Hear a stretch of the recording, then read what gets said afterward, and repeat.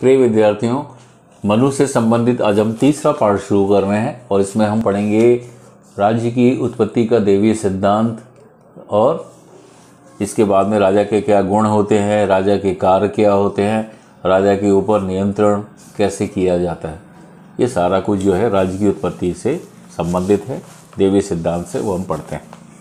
मनुस्मृति के 7वें अध्याय में राजधर्म का प्रतिपादन करते हुए राज्य की उत्पत्ति का वर्णन किया गया है। उसके अनुसार सृष्टि की प्रारंभिक अवस्था बड़े भयंकर थी। उस समय ना तो कोई राज्य था, ना राजा था। उसके अभाव में दंड व्यवस्था का कोई प्रश्न नहीं था। तो चारों ओर अराजकता थी और आसुरी प्रवृत्तियां चारों ओर से लोगों के ऊपर आक्रमण कर रही थी। भय का वातावरण था, सभी लोग दुखी अवस्था में थे, कोई भी व्यक्ति अपने कर्तव्य का पालन करने की स्थिति में नहीं था। ऐसी स्थिति में ईश्वर ने सृष्टि की रक्षा के लिए राज्यपति या राजा की व्यवस्था की। इस प्रकार मनु ने राज्य की उत्पत्ति के स्थान पर राजा की उत्पत्ति का उल्लेख किया है। अब राजा के आवश्यक गुण क्या हैं? तो प्रजा की रक्षा और कल्याण है। इन कार्यों के भलीभांति संपादन के लिए राजा में कुछ गुणों का होना आवश्यक है। राजा को विद्वान, जितेंद्रिय, न्यायी, विनीत और लोकप्रिय होना चाहिए। उसे ऐसे विद्वानों से जो तीनों वेदों के ज्ञाता हों, तीनों सनातन विधियों, दंड नीति, तर्क विद्या और ब्रह्म विद्या का ज्ञान होना चाहिए और उसे व्यवहारिक व्यक्तियों से वाणिज्य, व्यवसाय तथा धन प्राप्ति की विद्या सीखनी चाहिए। राजा को जितेंद्रिय होना चाहिए, मतलब इंद्रियों को अपने वश में रखने वाला होना चाहिए ताकि वह अधर्म से हटकर धर्म के अनुकूल आचरण कर सके। जो राजा अपनी इंद्रियों को ही वश में नहीं कर सकता, वह प्रजा को कैसे वश में करेगा? तो जितेंद्रिय राजा को योगाभ्यास करते रहना चाहिए और काम वासना से उत्पन्न 10 तथा क्रोध से उत्पन्न 8 दुष्ट व्यसनों से बचना चाहिए। काम वासना से जो उत्पन्न व्यसन है वो कौन कौन से हैं? 10 हैं। मृगिया खेलना, चौपड़ जुआ खेलना, दिन में सोना, काम प्रथा, पर निंदा, स्त्रियों का अतिसंग, मादक द्रव्यों तथा पदार्थों का सेवन, गाना बजाना, नाचना, नाच कराना, सुनने और देखने के लिए अत्यधिक आसक्ति और वृथा में इधर उधर घूमते रहना। क्रोध से उत्पन्न जो 8 व्यसन है वो क्या है? चुगली करना, बलात्कार से किसी दूसरी स्त्री के साथ व्याभिचार करना, द्रोह, ईर्ष्या, असहिष्णुता, बुरे कामों से धन को अन्यायपूर्ण खर्च करना, कठोर वचन बोलना और बिना अपराध विशेष दंड देना। तो जो राजा इन व्यसनों में फंसा रहता है वह प्रकृति के प्रकोप के कारण शरीर से भी वंचित हो जाता है और व्यसन तथा मृत्यु दोनों ही कष्टकारक हैं, किंतु मृत्यु की अपेक्षा व्यसन अधिक कष्टकारक है, क्योंकि मरा हुआ व्यसनी पुरुष नरक में जाता है और मरने पर व्यसन रहित पुरुष स्वर्ग को जाता है। इसलिए विद्वान राजा को चाहिए कि वे इन व्यसनों पर सावधानी से विजय प्राप्त करे, यह मनु कहता है।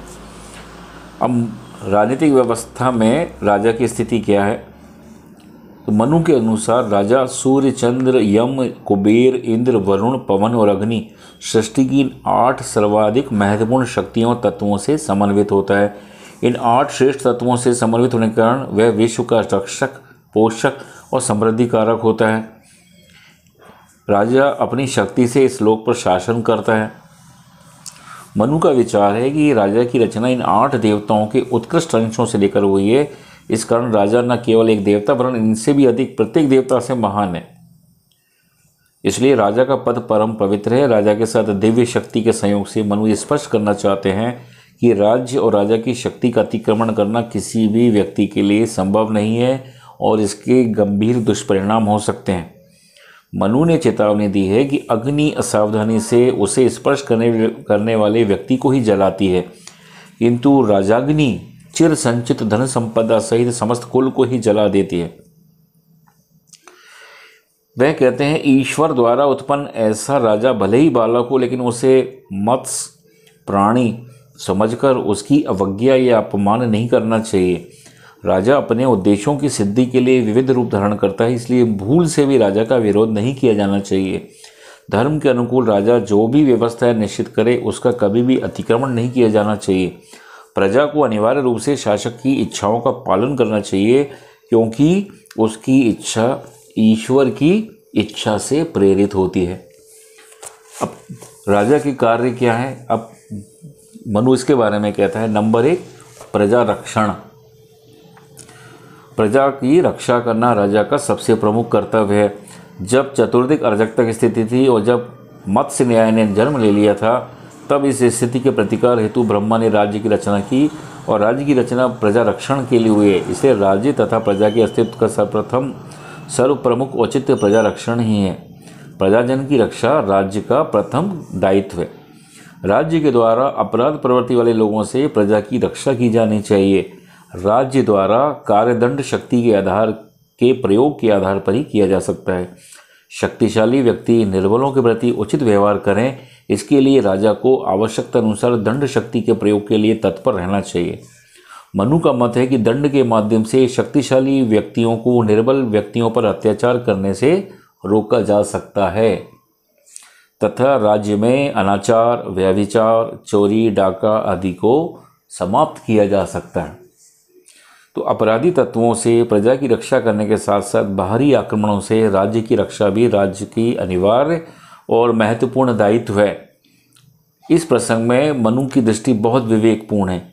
युद्ध से प्रजा को हानि होने की आशंका रहती है, इसलिए मनु राजा को परामर्श देता है कि युद्ध की स्थिति को अनिवार्य होने पर ही अपनाया जाए तथा जब तक युद्ध को अपनाना जरूरी हो जाए तो युद्ध की समस्त रीति नीति ऐसी होनी चाहिए कि प्रजा को उससे न्यूनतम हानि की संभावना हो। इस प्रकार मनु प्रजा रक्षण के अंतर्गत बाहरी आक्रमणों से राज्य की रक्षा तथा आंतरिक क्षेत्र में शांति और व्यवस्था स्थापित करना, दोनों ही बातों पे जोर देता है। दूसरा आता है प्रजा पालन या लोक कल्याण। तो प्रजा का निरंतर और धैर्यपूर्वक पालन करना राज्य का अनिवार्य दायित्व है और राजा प्रजा के प्रति अपने इस दायित्व का पालन करे, तभी वह प्रजा से कर और उनसे आज्ञाकारिता प्राप्त करने का न्यायपूर्ण अधिकारी होता है। मनु के अनुसार राजा का दायित्व है कि वह प्रजा के लिए चारों पुरुषार्थों धर्म, अर्थ, काम और मोक्ष की सिद्धि में सहायक हो। मनु की यह धारणा इतनी अधिक व्यापक है कि इसके अंतर्गत भौतिक, नैतिक और आध्यात्मिक कल्याण के सभी आयाम आ जाते हैं। मनु ने शासक को परामर्श दिया कि वह समय समय पर प्रजा के सुख दुख की जानकारी प्राप्त करता रहे और इस बात की व्यवस्था करे कि विभिन्न प्रकार की आवश्यकता की वस्तुएं प्रजाजन को निरंतर प्राप्त होती रहें। मनु का मत है कि समाज के विभिन्न वर्गों को आवश्यकता और पात्रता के अनुसार सहायता और दान देना राज्य का कर्तव्य है। ब्राह्मणों को राजकीय अनुदान देना मनु विशेष रूप से आवश्यक मानते हैं ताकि ब्राह्मण वर्ग अपने जीवन निर्वाह की चिंता से मुक्त होकर अपनी बौद्धिक और आध्यात्मिक शक्तियों का विकास कर सके और उसका उपयोग संपूर्ण समाज के लौकिक और पारलौकिक कल्याण के लिए चिंतन मनन से कर सके। मनु शासक को चेतावनी देते हैं कि यदि राज्य में वेदपाठी ब्राह्मण भूख से दुख पाता है तो वह राज्य शीघ्र ही नष्ट हो जाता है। नेक्स्ट है प्रशासनिक व्यवस्था का निर्वाह। राजा प्रजा के प्रति अपने दायित्वों को पूरा कर सके, इसके लिए मनु सुसंगठित और सक्षम प्रशासनिक व्यवस्था को अनिवार्य मानता है।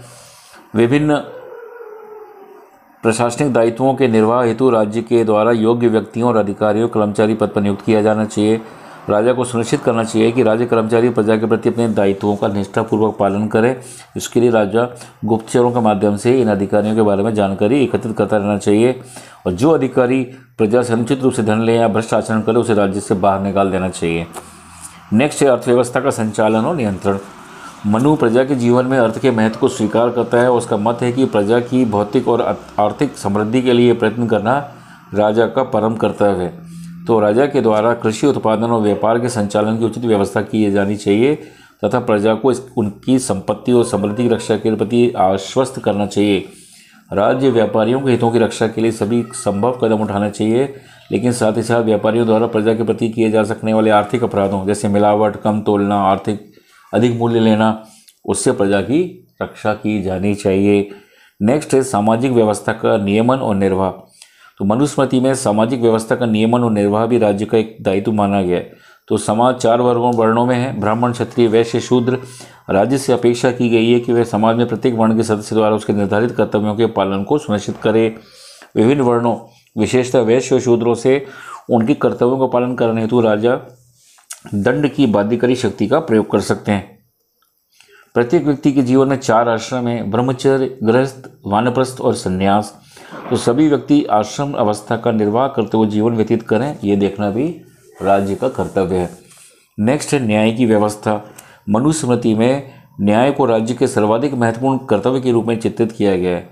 राज्य की उत्पत्ति के प्रसंग में मनु कहते हैं, राज्य विहीन अवस्था में मत्स्य न्याय की जो स्थिति थी उसके स्थान पर नीति एवं धर्म पर आधारित न्याय को प्रतिष्ठित करना ही राज्य का परम कर्तव्य है। राज्य के द्वारा नागरिकों के पारस्परिक विवादों का इस प्रकार से निर्णय किया जाना चाहिए कि सभी व्यक्तियों में सुरक्षा की भावना और न्याय के प्रति विश्वास उत्पन्न हो। राज्य और संबंधित अधिकारियों को न्याय प्रदान करने में भावना अथवा दुर्भावना से दूर रहते हुए पूर्ण निष्पक्षता के साथ कार्य किया जाना चाहिए। निष्पक्ष न्याय की स्थिति को अपनाते हुए राज्य समस्त व्यक्तियों के कर्तव्य पालन में संलग्न रख सकता है एवं उनके द्वारा आचरण की मर्यादाओं के उल्लंघन को रोक सकता है। राज्य के द्वारा रिश्वतखोरों, जुआरियों, धोखेबाजों और दुष्टों को दंडित किया जाना चाहिए और गलत ढंग से चिकित्सक करने वाले पर भी भारी जुर्माना लगाना चाहिए। नेक्स्ट है परराष्ट्र संबंधों का संचालन। परराष्ट्र संबंधों के संचालन के लिए मतलब बाहरी आक्रमण से रक्षा राज्य का एक अनिवार्य दायित्व है। इसलिए मनु का विचार है परराष्ट्र संबंधों के संचालन में शासक ऐसी युक्ति और विवेक के आधार पर कार्य करे कि अनावश्यक युद्ध नहीं हो, और इसके लिए वह शासक को मंडल सिद्धांत और षाडगुण्य नीति बताता है। फिर वह कहता है राजा को अश्वमेघ विश्वजीत यज्ञ करवाते रहना चाहिए। राजा को अपने प्रजा के प्रति पिता के समान व्यवहार किया जाना चाहिए, क्योंकि प्रजा का पालन करना राज्य का श्रेष्ठ धर्म और प्रजा पालन द्वारा शास्त्रोक्त फल को भोगने वाला राजा धर्म से युक्त होता है। अब विचार कई बार हमारे दिमाग में आ जाता है कि क्या मनु का राजा निरंकुश है, क्योंकि देवी सिद्धांत की हम बात करते हैं।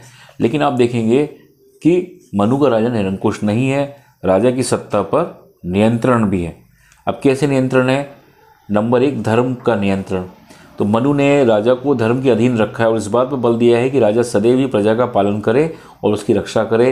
राजा को देवी अथवा देवांश बताया गया है, किंतु बल उसके देवत्व पर है, ना कि उसके अधिकार अथवा चाहे जिस प्रकार शासन करने पर।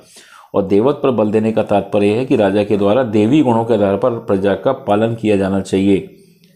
मनु ने अपने ग्रंथ में राजधर्म के नाम से परिभाषित किया है सैद्धांतिक मीमांसा को। स्वयं धर्म से शासित रहते हुए प्रजा के व्यवहार में धर्म को सुनिश्चित करना मनु के अनुसार शासक का परम कर्तव्य है। राजधर्म की अवहेलना करने पर शासक देवत्व से गिर जाता है।